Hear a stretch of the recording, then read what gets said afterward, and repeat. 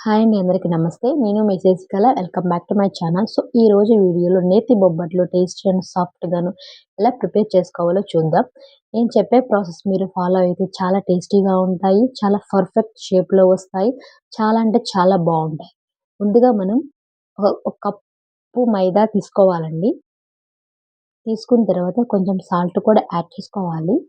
తర్వాత కొంచెం ఘీ కూడా యాడ్ చేసుకొని, కొంచెం వాటర్ యాడ్ చేసుకోవాలి.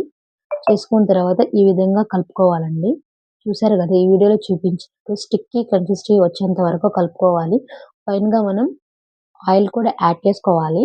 చేసుకున్న తర్వాత చాలా చాలా అంటే చాలా బాగొస్తాయండి. చాలా లూజ్‌గా ఉండాలి పిండి.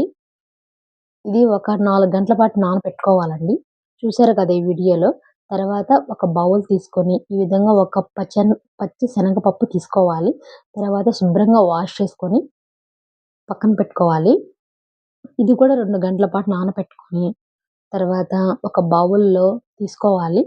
తీసుకున్న తర్వాత కొంచెం మనం నానబెట్టుకున్నాము గదా! ఆ వాటర్ కూడా యాడ్ చేసుకొని ఒక 20 మినిట్స్ ఉడికించుకోవాలి. ఫైనల్‌గా చూసారు గదా! ఈ విధంగా వీడియోలో చూసినట్టు ఈ విధంగా ఉడికించుకోవాలి.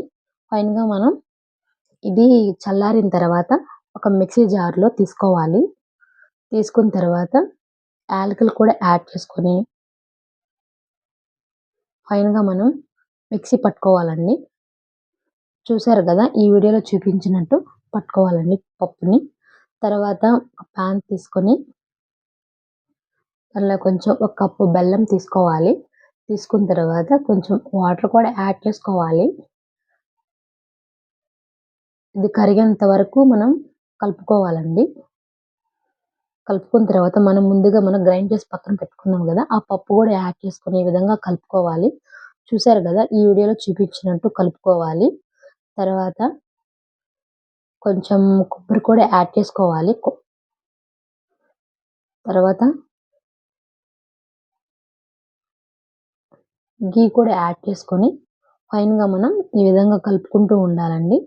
కలుపుకున్న తర్వాత చూసారు గదా! ఈ వీడియోలో చూపించినట్టు ఈ విధంగా కలుపుకోవాలి. తర్వాత చూసారు గదా! ఈ విధంగా ఉండలని చేసి పక్కన పెట్టుకోవాలి. తర్వాత మనం ముందుగా నానపెట్టుకున్నాం గదా! ఆ పిండిని తీసుకొని ఈ విధంగా బాల్స్ చుట్టుకోవాలండి. చుట్టుకున్న తర్వాత ఈ విధంగా స్ప్రెడ్ చేసుకొని ఆ ఉండల్ని ఈ మధ్యలో పెట్టుకొని ఈ విధంగా ఫోల్డ్ చేసుకోవాలి. చేసుకొని ఈ విధంగా ఈ వీడియోలో చూపించినట్టు ఈ విధంగా మనం స్ప్రెడ్ చేసుకోవాలి. చేసుకున్న తర్వాత ఒక పాన్ మీద వేసుకోవాలండి. ఫైనల్‌గా మనం ఆయిల్ కూడా యాడ్ చేసుకోవాలి. అలా తిప్పుకుంటూ ఉండాలండి. ఫైనల్‌గా మనకి మాడిపోకుండా చూసుకోవాలండి. సో, మనకు బొబ్బట్లు రెడీ అయిపోయాయండి. సో, మీకు ఈ వీడియో నచ్చితే లైక్ అండ్ షేర్ చేయండి. సబ్స్క్రైబ్ చేసుకోవడం మర్చిపోకండి. Thank you for watching.